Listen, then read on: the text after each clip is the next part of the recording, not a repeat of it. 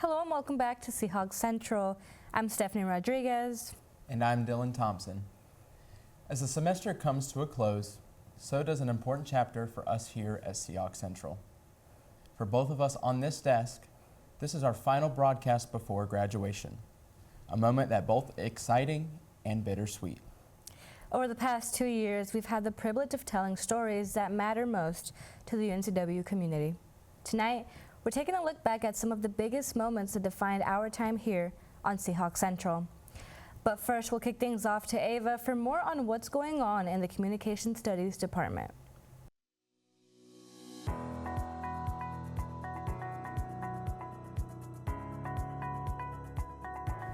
As the semester comes to a close, we're highlighting some of the impactful work created by students in the Communication Studies Department. In COM 395, Action Sports, Media, Culture, and Commerce, students took on 2 major projects this semester. The first was a collaborative research project where students conducted a survey of local Wilmington surf shops. Working in groups, they gathered data and uncovered a number of notable findings. The results were published on a website called shredthedata.com, which features news stories, collected data, team bios, and insight from local surf shop owners. Among the key findings, questions about sustainability claims made by major surf brands, a noticeable gender gap in the surf community, and other industry trends. The second project was a student-run podcast called Shred Sesh. Through the podcast, students interviewed prominent figures in action sports, including world surf champion Peter Townend, Quicksilver co-founder Bob McKnight, Billabong women's creator Candy Harris, and former professional snowboarder Circe Wallace. Here's a short clip from their episode with Candy Harris. It's kind of a cool feeling to know that you were behind something so big, like a movement like that for women. Thank you. It's really cool to see what it's turned into. I mean, for a lot of the surf brands, like for Billabong at the time, when I left, the women's division was bigger than the men's. And I think that would have been maybe a negative thing at certain brands. But at Billabong, and specifically with Paul, he was always really, really supportive of that and really supportive of female athletes. The level of professionalism and storytelling in these projects stands out, and for Professor Norb Garrett, it's especially meaningful. Here's more from him on his journey to teaching and what this work means to him. So the students can take real-world experience to their careers after the class, and hopefully also get inspired to be involved in the world of action sports. The industry is a great industry. I had 20-plus years working in it. It was super fun. I ran the largest action sports media company for about 15 years, I should say. So just bringing that experience to a classroom setting, I like to say I'm paying it forward, trying to bring my experiences to students and hopefully energizing and inspiring an entire new generation of action sports media enthusiasts. This class is open for students in the fall, and we're excited to see what the next classes create. Back to you, Stephanie. Thank you, Ava. From my time as a reporter to now serving as a news anchor here at Seahawk Central, it's been an unforgettable journey. We've covered high-profile interviews, followed by major political action on campus, and told the stories that bring our student community to life. As this chapter comes to a close, we're taking a moment to look back at some of the stories that defined our time. Take a look. Hi, everyone. I'm Stephanie Rodriguez, and today I'm here with Mayra Robles. And we're here at Amores y Amistades, and today I have a couple questions for Mayra. So first, what inspired you guys in making Centro's homecoming formal tonight? We've always done a salsa bachata fiesta for every single homecoming week. However, last year, we had students coming up to me saying, hey, Mayra, we've never had a prom before. And so I said, okay, well, let's make it into a formal. So they suggested that and we implemented it. Last year was homecoming formal Bajo las Estrellas. And this year, since it fell on St. Valentine's Day, we made it Amores y Amistades. All right, and what kind of environment do you hope to create for the students tonight? Honestly, the environment that I want for my students to have tonight is just to be able to enjoy the night in a safe environment and be able to play their favorite music, dance their favorite music, be in community, get to know new friends and students across campus, and honestly, just be able to be themselves. Such an honor and privilege to represent my clients and be their advocate and be their voice. And I don't take that responsibility lightly. I know that I'm in an incredibly privileged position to do what I get to do every day for a living. When I look in the mirror, I see a real advocate, and I get to earn money doing what I know I was born to do. And that's what I love about what I get to do. Vasquez had nothing but loving parents who pushed her to become the woman she is today. She is an empathetic and inspiring professional, and one thing that she stated that stuck with me was, if you are the smartest person in the room, then you're in the wrong room, because you should always try to surround yourself with people that you can learn from.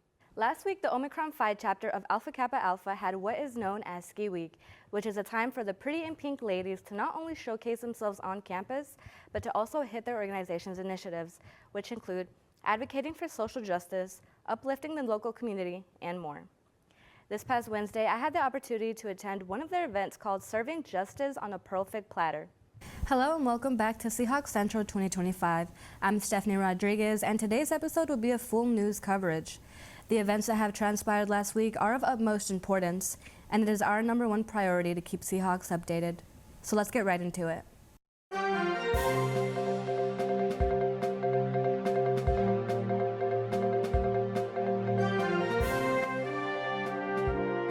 A memorial for political activist Charlie Kirk was held on campus Monday, September 15th. Charlie Kirk was a co-founder of a conservative organization called Turning Point USA. The UNCW College of Republicans, along with the university's chapter of Turning Point, organized the vigil. According to Chancellor Aswani Valeti's statement, over 1,500 students and community members gathered at the amphitheater to honor Kirk. Kirk's death came as a shock to many in attendance who were eager to share their initial reaction to the news. I was devastated. I didn't believe it. I thought it was one of the rumors going around that you hear. Like, I was just in disbelief, complete shock, everything. I just felt like, especially as a brother in Christ, you feel that in your soul, and it was just like my heart just dropped in my stomach there. And when I found out it was true, I just burst into tears. It's really sad, that there's so much hate, and it's fostered by a lot of evil forces in this country, and it's just, I don't know the answer, and a lot of people here are searching for the answer. On Monday, October 13th, UNCW welcomed former Vice President Mike Pence as a guest speaker in the Chancellor's Dare to Learn lecture series. Prior to the beginning of the lecture series, the College of Republicans met with Mike Pence backstage to exchange a couple of words and take a photo. I was able to meet with Pence backstage for an interview. And here's what he had to say about his visit, the political climate of our nation, along with a message to future student leaders. Well, I think the most important thing to say to young people is that it's going to be your turn one of these days, and to use this time in your life to develop that foundation of convictions and principles, as well as character that will allow you to be the men and women who will lead our communities, our states, and ultimately our nation in the days ahead. Free copies of the first issue were handed out to the crowd during this kickoff event, along with a special musical guest, Jen Fizz.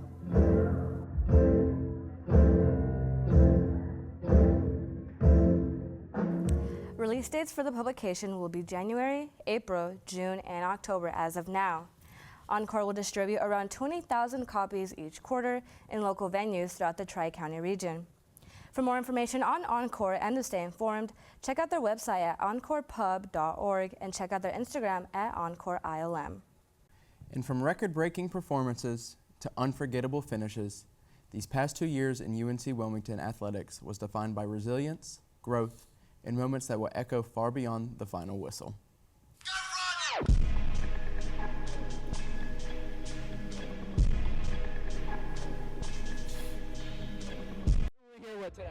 We're with Benny and Lucas. Benny and Lucas. Yep. What time did you guys arrive in line for today's game? Right after class, right at 4 o'clock. 4 o'clock. We've been waiting for this game. We've been here. We were waiting. We've got a couple of dedicated fans. Is this y'all's first time at a UNCW in Charleston? No, absolutely not. Absolutely not. We know how it is. We've been here. We're fans. We're true to this, not new to this. And execute their job. I like the turf. It's not dirt anymore. But, yeah, I mean, just as a pitcher, you got to know your strengths. You got to know what you need to do to be able to get guys out. And then once you know that and kind of who you are as a person and a pitcher, you got to develop a plan and go out there and execute. He shared his time here at UNCW and what impact the school has made on him, as well as where it has led him in his career on and off the diamond. There's no other place I'd rather be than here in Wilmington, and just so thankful for getting to step in as a young freshman and getting to play from the start. I feel like that was a huge part of my career as well, because you want to go somewhere where you're gonna get the opportunity to play, get on the field, and getting here and getting to play every game my freshman year, and then last year as well. As I think that's just been huge for me, so I'm very thankful for that for sure. You can take lightly. I think that our pitchers came out and dominated. We were behind them, and we got the win. It's a team win, and it was awesome. I just felt like just patience. Let them come to you. Anything early in the count, you can kind of let go, and then deeper in the count, you got to work. You got to foul pitches off and just put them in play as much as possible. I'm Stephanie Rodriguez. And I'm Dylan Thompson, and we are proud to be the central spot for all things news and sports. With their media day kicking off this past week in Trask Coliseum, I had the pleasure to sit down with both UNCW men and women's basketball players and staff to discuss their upcoming season along with personal goals, team expectations of success, and more.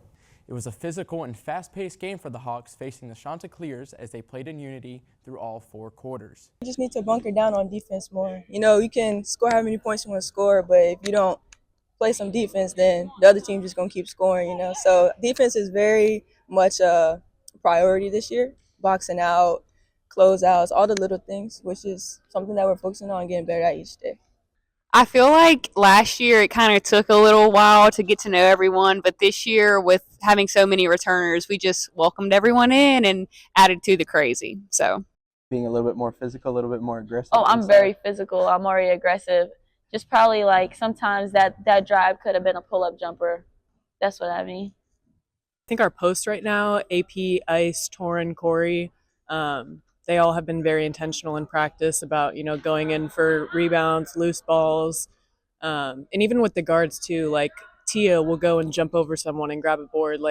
It's really just kind of like a want. If you want it, you're going to go get it. And we actually just recently implemented towel pushes down and back if you don't get or if you don't box out. So I think just all of that combined is really instilling the foundations of going after rebounds, pulling them down, securing, because that's absolutely a big part of, getting second chance opportunities.